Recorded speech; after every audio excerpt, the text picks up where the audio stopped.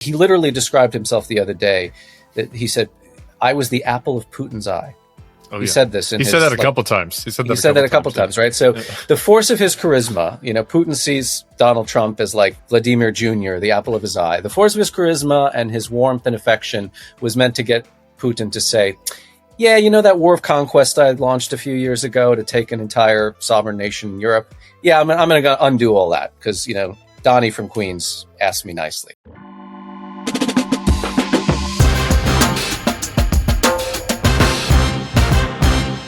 Hello and welcome to the Bulwark Podcast. I'm your host, Tim Miller. Before we get to the guest today, I just have a couple things. I just finished popping off a quick take on some pretty alarming PPI numbers with regards to inflation that came out this morning. And we also have some stories about the new Commissioner of Labor Statistics, the weird mortician man having a Nazi ship fetish. That's a shocker. And being there on January 6th. So I talked about that with Bill Crystal over on the Bulwark Takes feed. Make sure you go check that out and check out the other stuff that we've been popping out over on Bulwark Takes when there's rapid response news that we want to get to you. I also just want to say I was blown away by the overwhelmingly positive feedback to yesterday's podcast. So I wanted to share a few of the rave reviews with you. Gina, well, that one stuck with me. In fact, it made me wake up in the middle of the night. Socks dogs. It just made me want to go as far left as possible. Chris Nowak. Listening to Jason Calacanis will awaken your inner Lenin, whether you think you have one or not. Pete Rabbit, your last episode turned me into a full communist. So, not exactly aligned with the pod's stated mission there, but at least we're having an influence on you. Always appreciate your feedback. We'll see how today's podcast goes. He's the editor of The Insider, a Russia-focused independent media outlet, and a contributing editor at New Lines magazine. He's the author of ISIS, Inside the Army of Terror, and a forthcoming book about the GRU, Russia's intel agency. It's Michael Weiss. Hey, man, what's happening? Welcome to my life in Portugal, where I have emigrated for the month of August. Is it maybe potentially permanent? Are you testing that out? Tempting, but not really possible. Too many commitments back home. All right. Well, as of right now, your home in America has not been militarized. Not the same for listeners in Washington, D.C. And so I want to obviously talk mostly about the Alaska summit or the Russia summit, whichever way you want to look at that. But just really quick on what's happening in D.C. There are images of checkpoints on 14th Street last night, people shouting at the military this morning, some military vehicles on, monitoring the people jogging on the mall, which is a very high crime area, the National Mall at 9 a.m. What are you hearing from folks? What's your sense of alarm as far as parallels to other countries, or you're hearing from your European friends over there in Portugal? What's your sense of the state of play with that?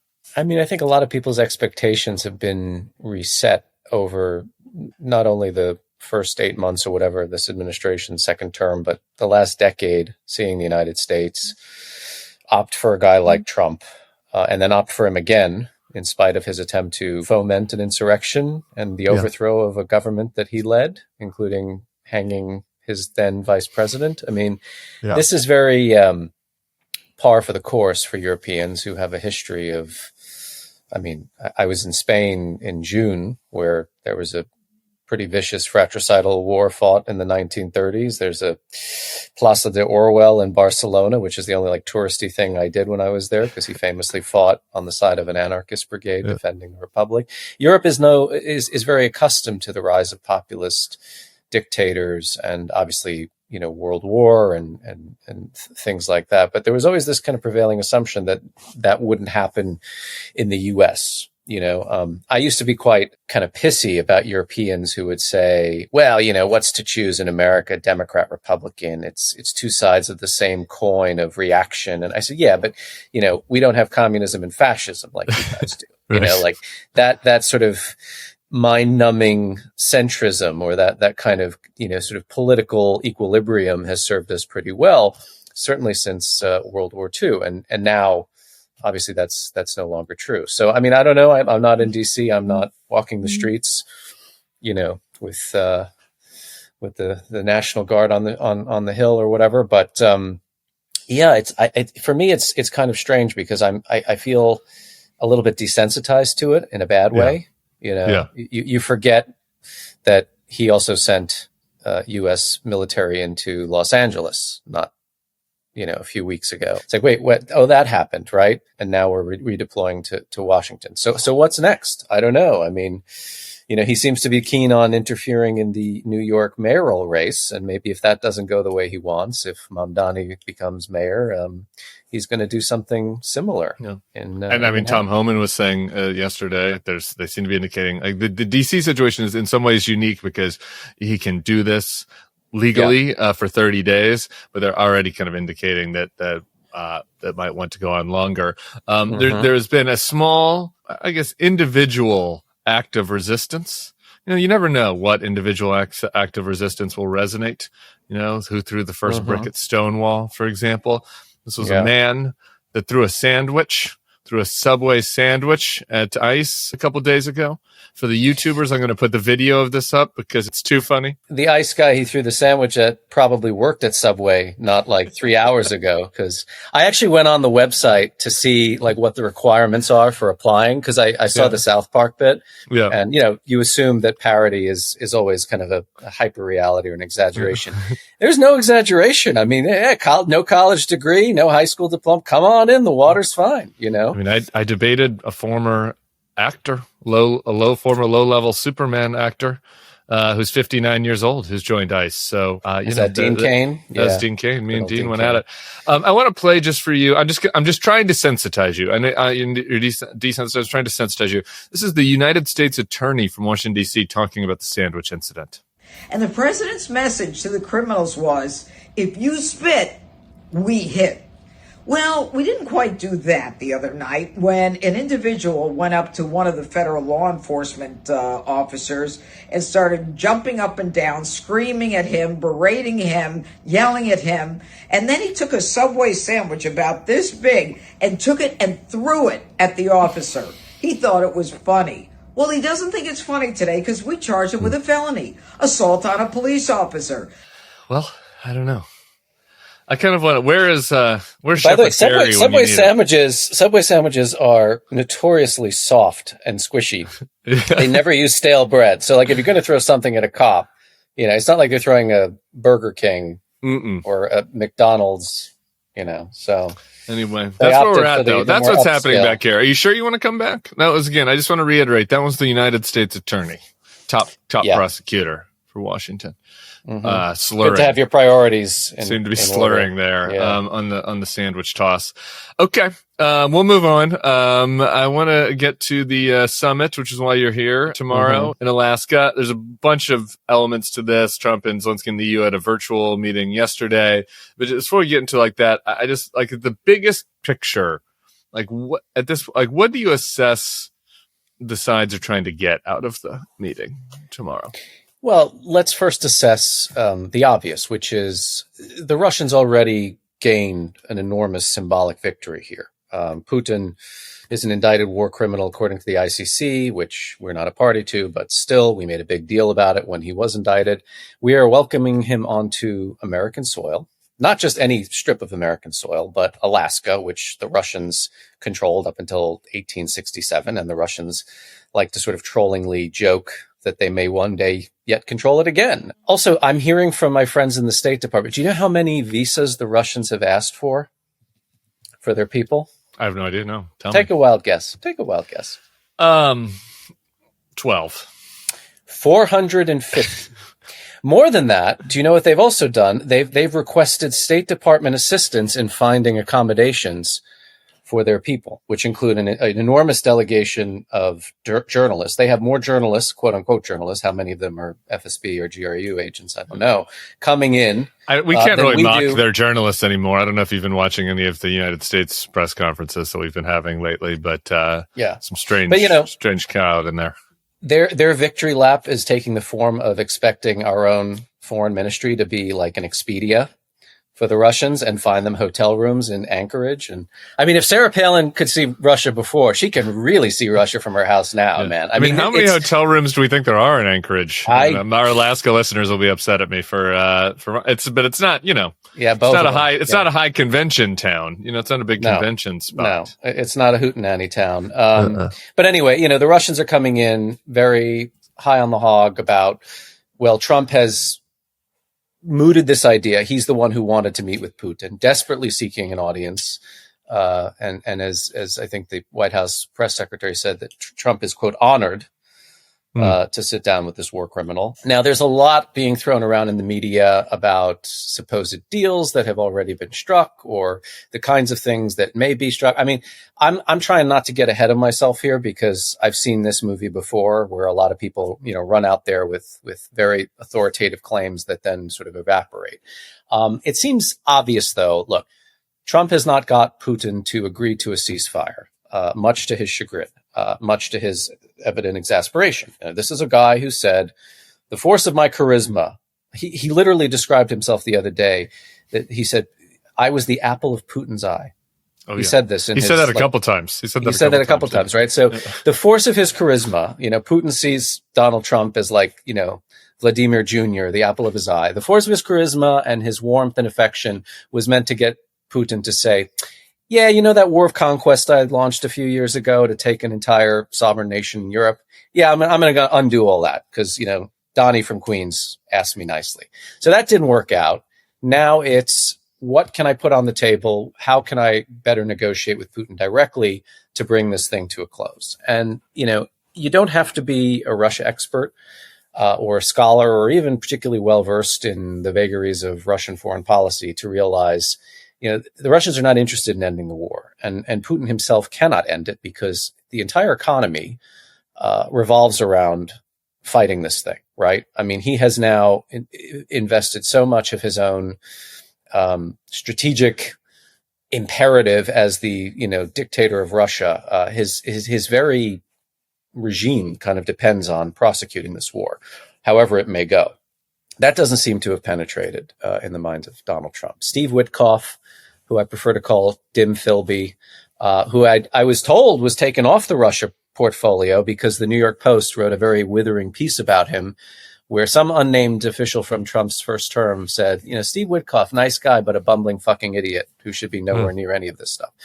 I was told he had been shunted off onto the Middle East portfolio where he was going to end the war with Hamas and bring the hostages home and all of that good stuff. And suddenly he comes back and he's negotiating with the Russians, going to Moscow, with a medal, the Order of Lenin, which Putin evidently gave him to bestow on the CIA officer whose deeply fucked up son went off and fought with the Russians and got killed in Ukraine. Right. So talk about the Russians kind of, twerking the Americans here. Trolling.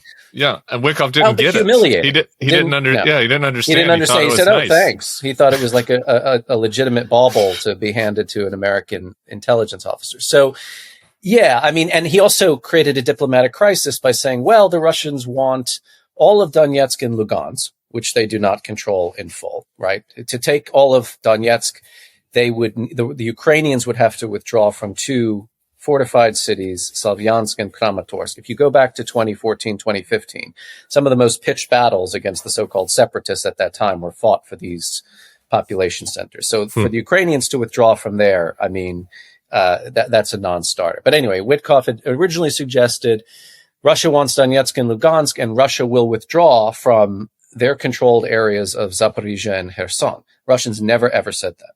Basically, all the Russians have done, or intimated that they've done, because they're playing it a little close to the chest in terms of what's been discussed. They prefer to see us in our media kind of chase our tail, figuring out what the Russians may have said. But all that they seem to have done is say, this is what we demand of Ukraine.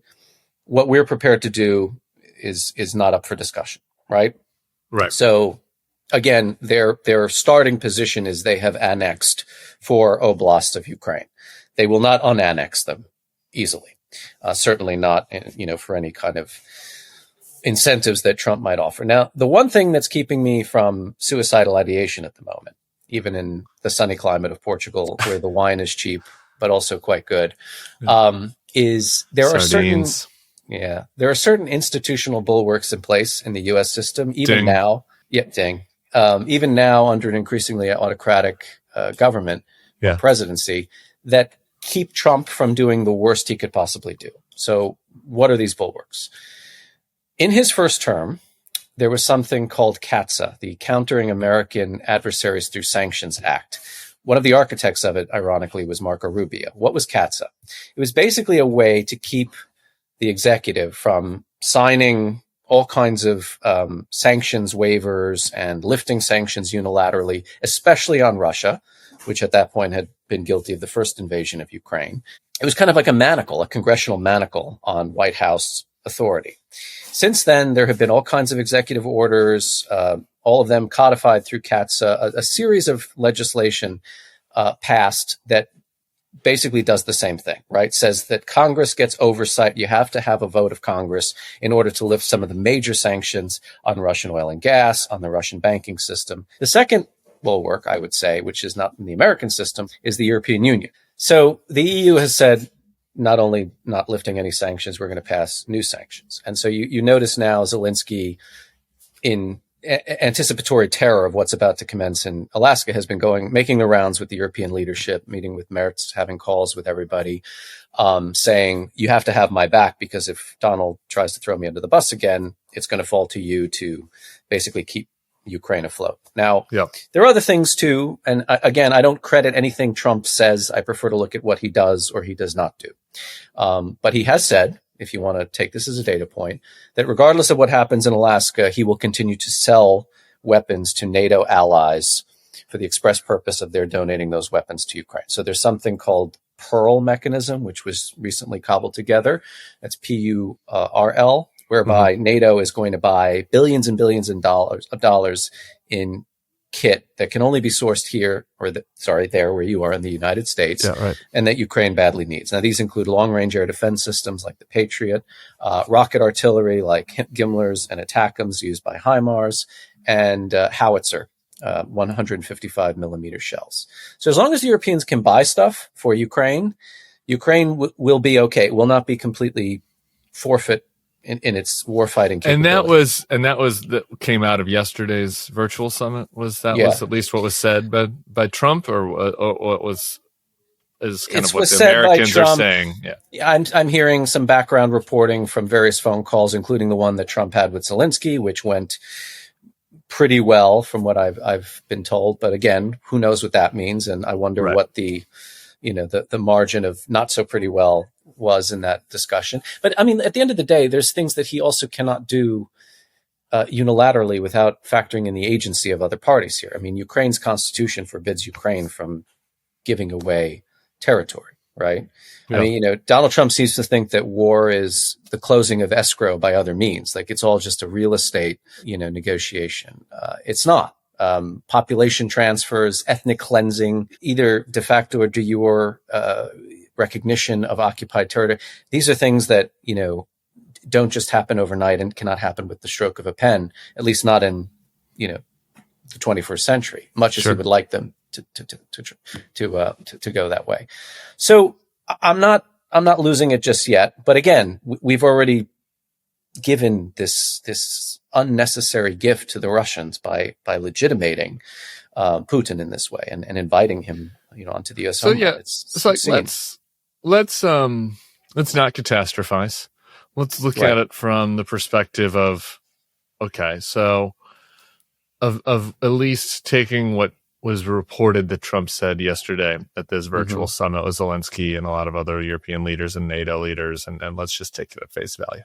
Yeah, I mean, we'll see what happens tomorrow, but just as an exercise. Okay, so if what he's saying is that, that we'll still support NATO with weapons, he's just trying to get Putin to have a ceasefire. He feels like he is uniquely suited to do it because of his great relationship with Vladimir, etc. Just, I guess, war game. You're Marco Rubio's chief of staff. What's the best case scenario tomorrow? Like, I don't even understand what they're trying to achieve. I guess they're hoping that Putin just says, "Yeah, I'll take a ceasefire in exchange for you guys not sanctioning me." He doesn't need to have gone to Alaska to do that. He's had ample Right. opportunity to agree to that over the past 3 months. He's declined. I think what Putin wants is a replay of Helsinki in 2018. We all remember that.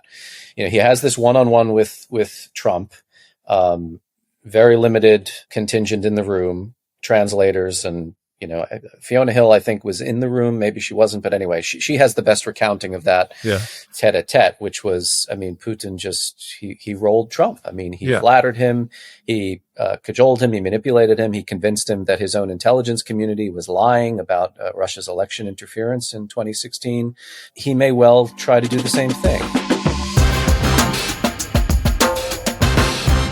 Finding great candidates to hire, boy, it can be a challenge. I got to tell you, it's something. I feel like I've got a lot of skills as a colleague and fewer skills as a manager. But one thing I struggle with is the hiring process. You get so many resumes, and a lot of candidates who might have a lot of skills. That's hard to tell from what's on paper. Might have the right kind of skills, might have the right expertise, but it's hard to know for sure.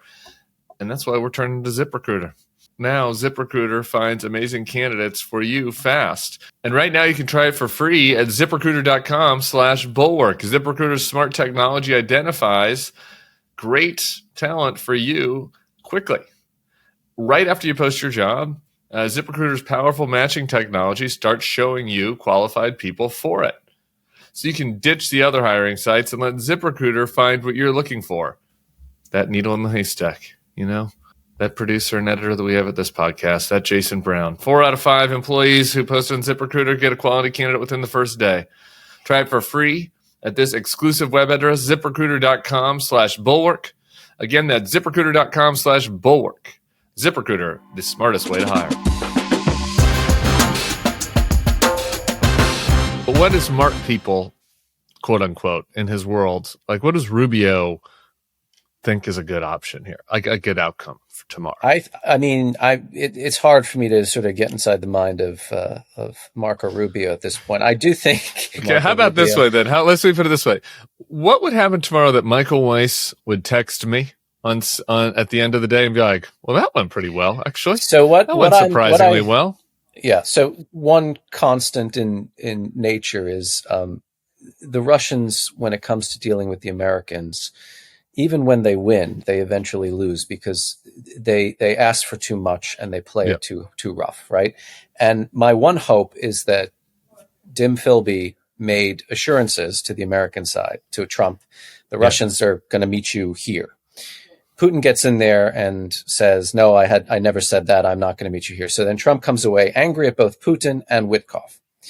That's the best case scenario. If Trump gets really angry, like he's been manipulated or misled or lied to by his own outer borough real estate developer chum and by Vladimir, who has not he's stopped not going to bombing. get his peace prize. He's not going to get his He's peace prize, so he's mad at him. Right. Okay, by the great. way, the Norwegians could do us a big favor just coming out and saying, "You're never going to get it."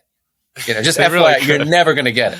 You're never going to get it. I don't know. I guess maybe that violates the rules or whatever, but they really could. I guess though all right.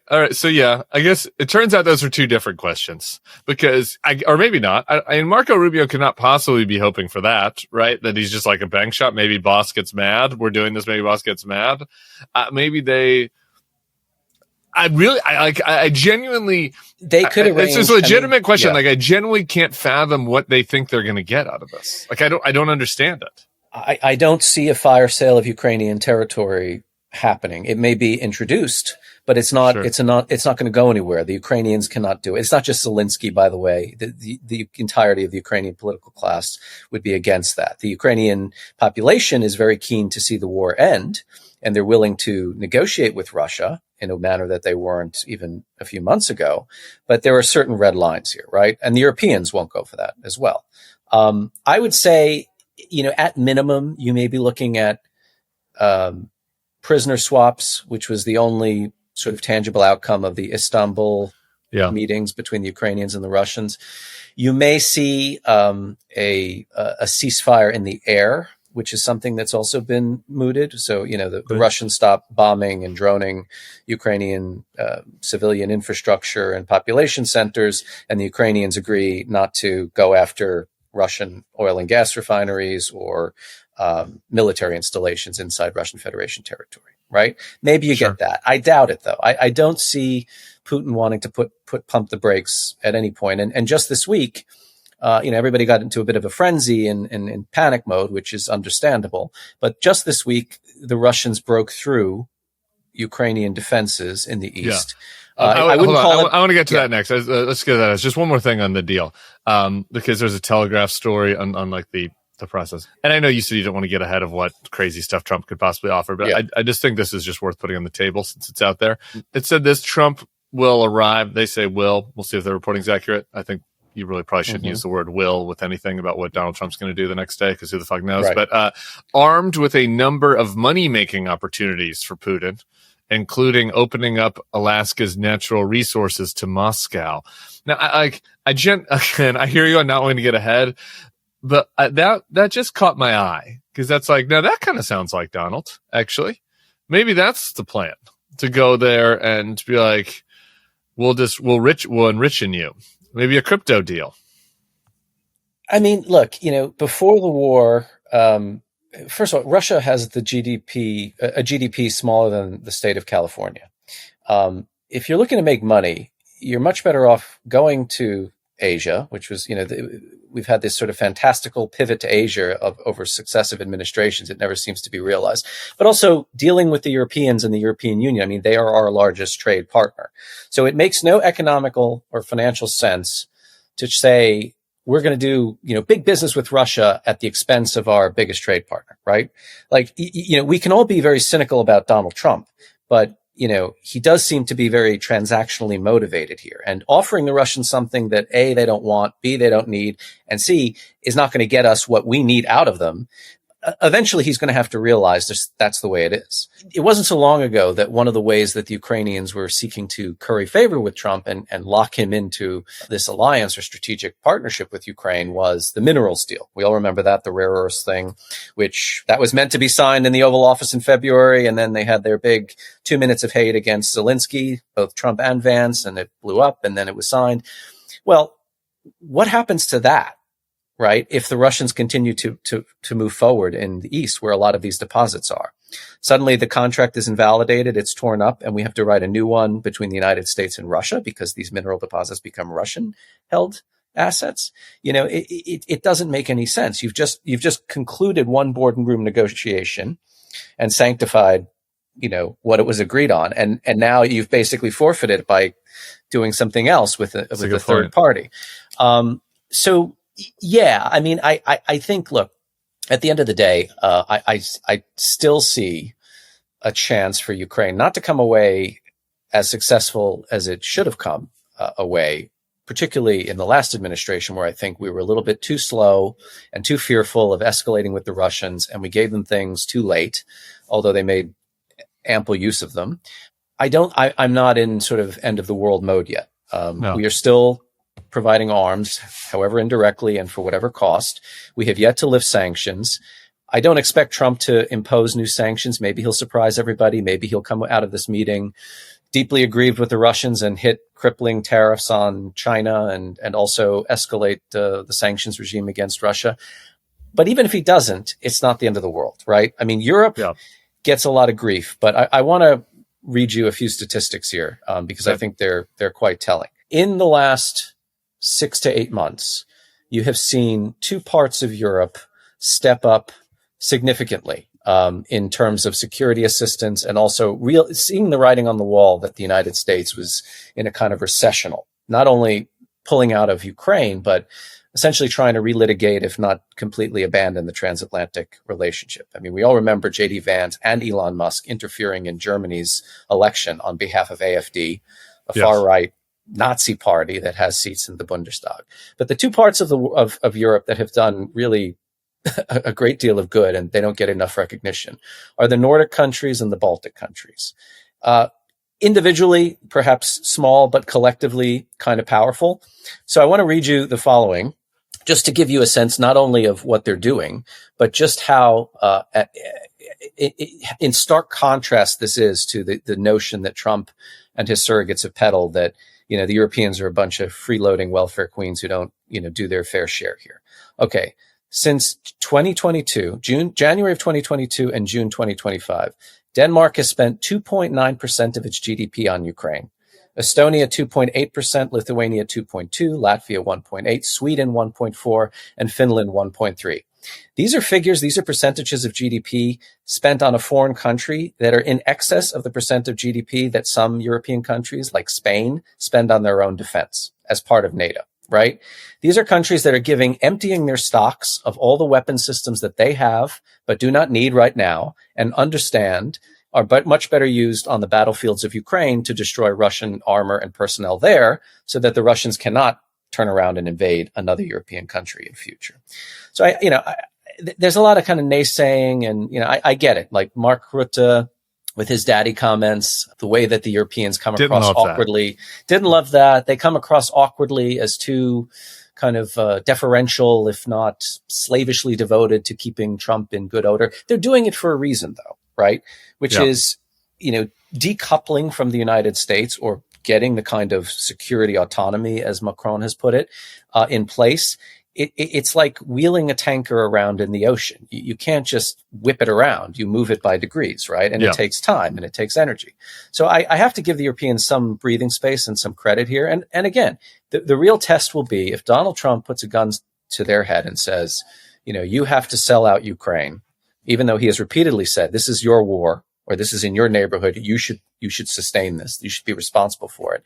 And they say, thank you, but fuck you. We're not lifting sanctions. We're only imposing more sanctions, and we will continue, so long as this NATO mechanism is in place, to buy American weaponry for the purposes of giving it to Ukraine.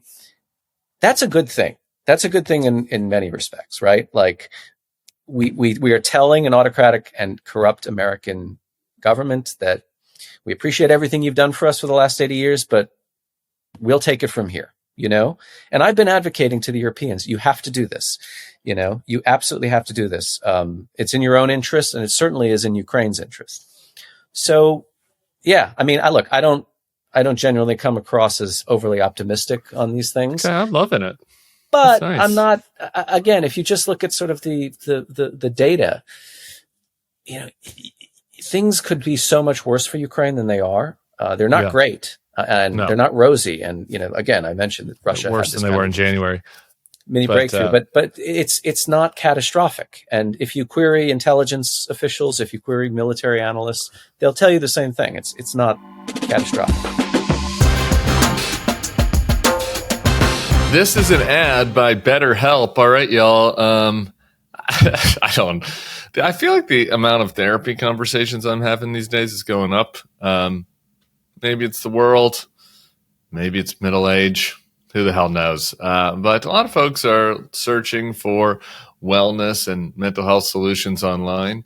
An alarming number of younger people are, looking for unpaid mental health services from AI LLMs online. That's not great. So why don't you go for something that we know could benefit us? Actual therapy. An actual therapist, professional licensed therapist.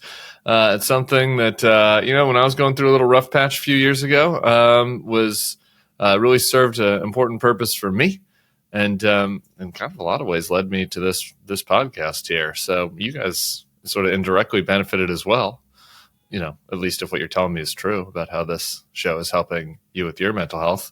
So if you're going for other solutions, actual professional solutions, BetterHelp offers a wide variety of opportunities. With over 30,000 therapists, BetterHelp is the world's largest online therapy platform.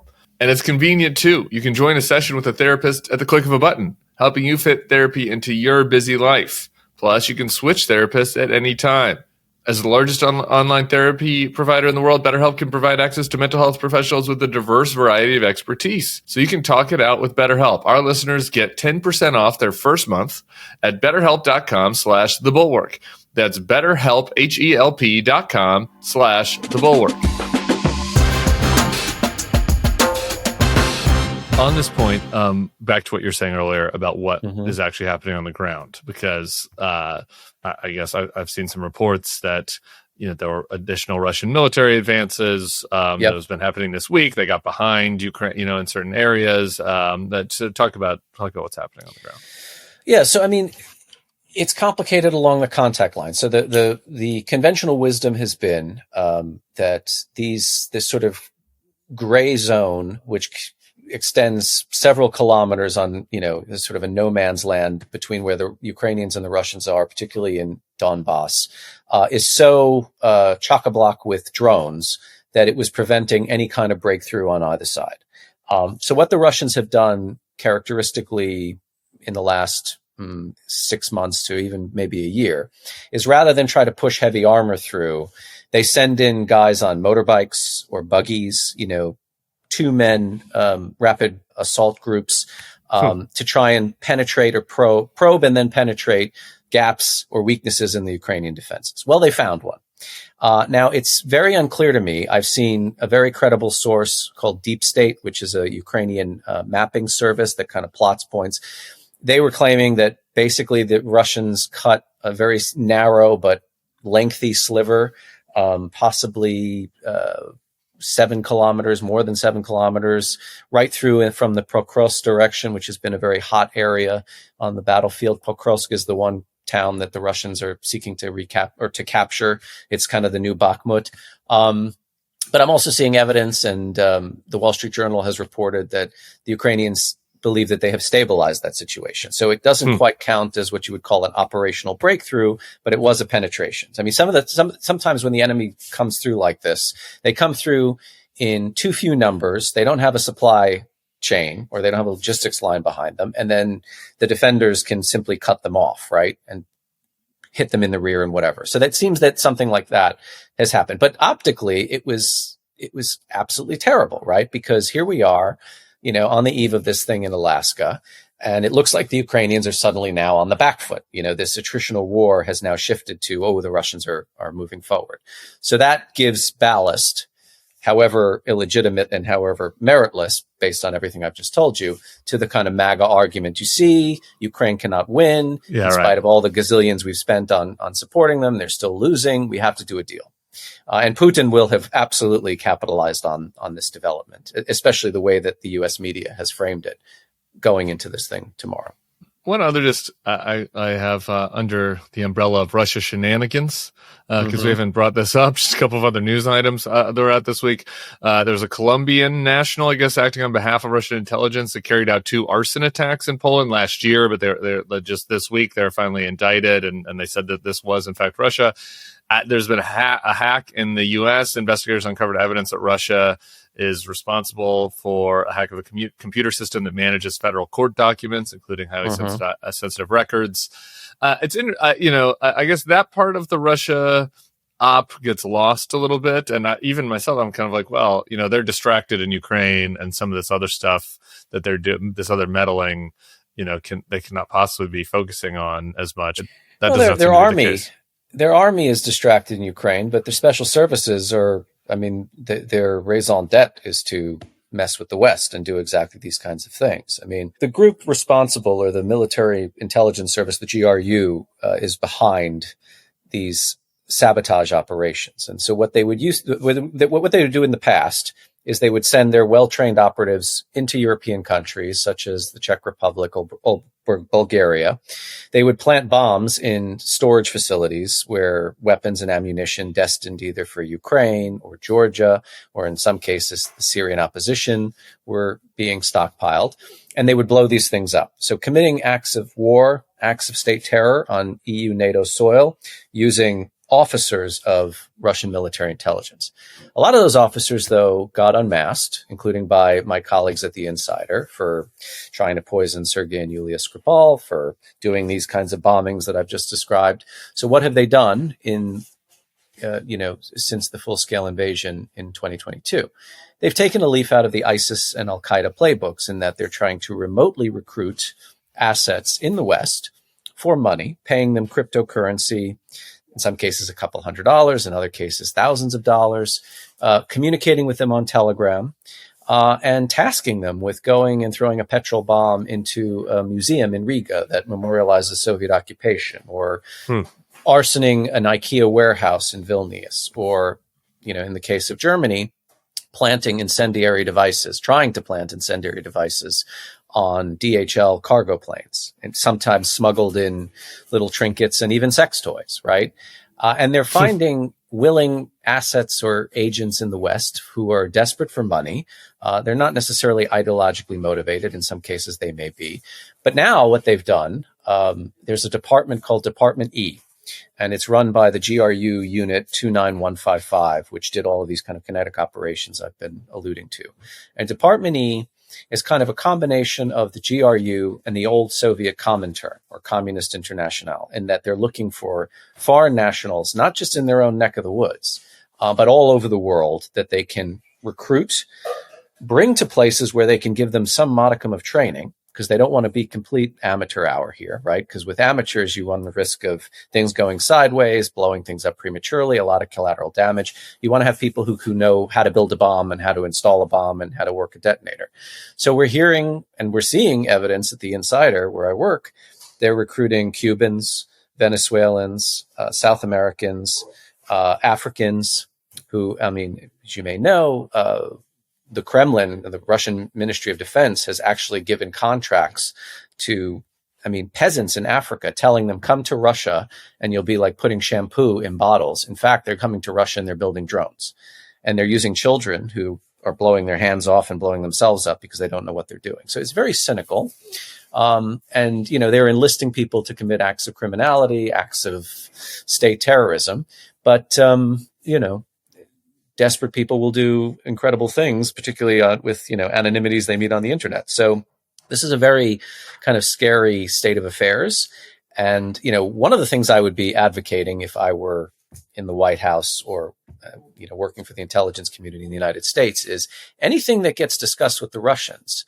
The first order of business is Russia needs to stop not only its war in Ukraine, but its war against the West, which has been ongoing now for decades. We like to dress this up in euphemisms: hybrid war, gray zone conflict, asymmetrical. I just call it war. Garry Kasparov is very Orwellian in the good way about the use of language here. These are acts of war, and we like to downplay them or kind of act as the sort of unlikely legal defense counsel for the Russians. Why? Because we're terrified of the consequences of admitting what's happening. Fear of escalation, right? What are we going to do to the Russians in retaliation? So, interesting. There are over 500 cases, some of them verified and adjudicated by different jurisdictions in Europe, others just highly likely it's the Russians behind them, but 500 cases in the last few years that have been exactly this: attempts to blow things up or to do provocations and acts of subversion on European soil. Just while I got you, a couple other things around the world. When you're having these conversations with folks, particularly in Europe, developing thoughts on Israel, Gaza, and it definitely feels like, the Europeans weren't exactly the biggest advocates of Israel's actions in the war initially, but it feels like there's even been a notable change in their posture over the last month or so, with the humanitarian issues in Gaza and the journalists that have been droned. I'm just wondering if you are noticing any change and how that might impact things geopolitically. Yeah, I think the biggest sort of bellwether to me recently was Germany saying it's not going to send weapons to Israel. Germany has been kind of the most pro-Israel country in Europe. To a fault, doing things like disinviting authors and journalists who have been critical of Israeli occupation in the West Bank from giving talks in German government institutions and things like that. And, we all, I think, understand why Germany, among other nations in Europe, has taken this attitude. But if Merz is now, you want to put a good foot forward if you're Germany. You don't want to send any wrong signals there. But I hear right. Right. And now you have this sort of growing chorus, not just in Europe. Australia most recently, that they're going to recognize the state of Palestine. Symbolically powerful, but materially isn't going to change much. Yeah. And another thing that, if I can sort of tie the two themes of this discussion together, another thing that might have been slightly useful in again, the sort of muddled and somewhat contradictory reporting about the preliminaries of the Alaska summit is Steve Witkoff apparently is suggesting a kind of West Bank administrative arrangement for Russia and Ukraine. Now, I can only advocate Steve Witkoff touring European capitals and saying, right, so what we want the Russians to do is what the Israelis are doing in Palestine. That'll go down real well here, you know, right. Like, again, you know, Dim Philby steps on a rake. But no, I mean, Europe has been historically much more sympathetic to the Palestinian plight and cause than the United States is, although things seem to be changing in America as well. Yeah. Opinion is not what it once was. And I think the Israelis recognize that. Facts on the ground are changing. You do? Well, I mean, they recognize it. Do they care? I guess. No. When I say the Israeli, I don't mean Netanyahu and his cabinet. I mean people who are certainly intelligence and military professionals of old see that there is a massive international isolation taking place, and they're blaming Bibi for it. I mean, they say you can't afford to lose some of these allies because without them, we're kind of lost, adrift at sea. I think in some cases, Israel is a victim of its own military triumphalism and its successes in the region, particularly, you know, neutering Hezbollah, which was probably the cornerstone of its multiple theater wars. What they did in Iran, they think that they're the only game in town. No one can sort of confront them or challenge them, and that everybody will kind of fall in line. Well, no, it's not working out that way. One more, just kind of tying the conversation together, is the tariffs. Just as one example here, Besant yesterday was talking about how we've put secondary tariffs on India for buying Russian oil. They're trying to use the tariffs as a leverage point here in these negotiations ahead of Alaska. This is sort of thrust India into China's arms, creating other geopolitical issues. You can go off on that or just anything broadly that you're hearing about how the tariff conversation has impacted things. Yeah, I mean, look, you know, I understand the point of view of those who think Trump has not and will not ever do anything untoward to the Russians because he's either just feels it in his kishkas that Putin is the best friend he just hasn't made yet, or perhaps might be a Russian intelligence asset or whatever. I mean, look, the bottom line is if you're going to really hit the Russian energy sector, you're going to have to put tariffs on China.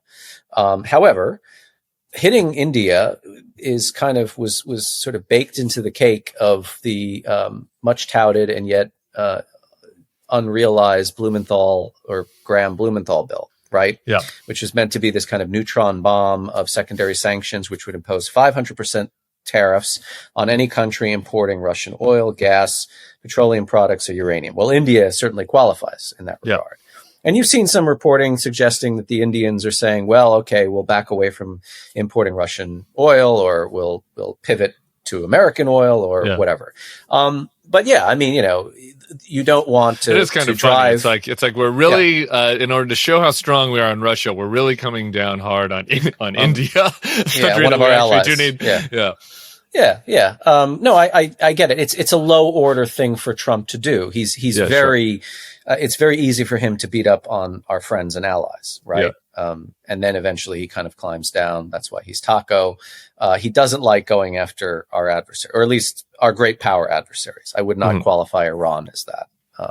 And that, I think, as I said earlier on your show or on a previous episode, that was sort of an invitation crafted by the Israelis to come on in. The water's fine. We've taken care of it all, right? So it was the lowest order kind of military action for him. But yeah, I don't see him. It does not look very likely that he is going to impose any kind of penalty on the Russians. And if the best outcome here is that he doesn't give the Russians any new freebies, he doesn't improve the state of their economy, which is right now in tatters, and he allows the Europeans to kind of inherit the mantle of this conflict, which, as I've said before, they have done to a large degree already. That's probably the best case scenario I can envisage. So in other words, kind of benign neglect, wash his hands of it, move on to, I don't know, sending the Marines into Madison Square Garden or whatever. Like, you know, honestly, we have to be very realistic here. This is not a guy who cares about Ukraine at all. In fact, the opposite. I think he sees it as a liability and a burden, and he would like to see Russia as a great opportunity. But if only the Russians would agree with him on that. All right, Michael Weiss. Anything else around the world on your eyes? Anything I didn't ask you about? Anything you're monitoring, or just preparing for Anchorage?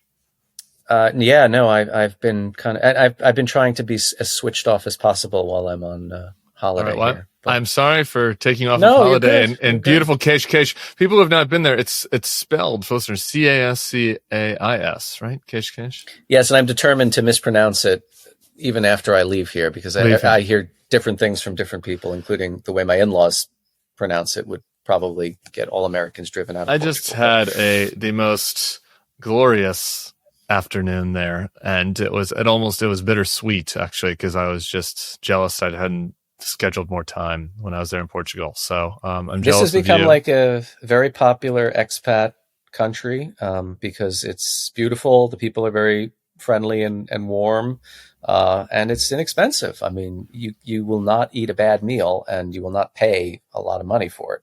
So I encourage all to come to Portugal. And no, I'm not being underwritten by the Portuguese Ministry of Tourism or Culture in saying that. All right. That's Michael Weiss. Yeah. Appreciate you and everybody else. We've got an interesting guest for you tomorrow. We'll be doing some rhyming, and I think you'll be enjoying it. So come back for that. We'll see you all soon. Peace.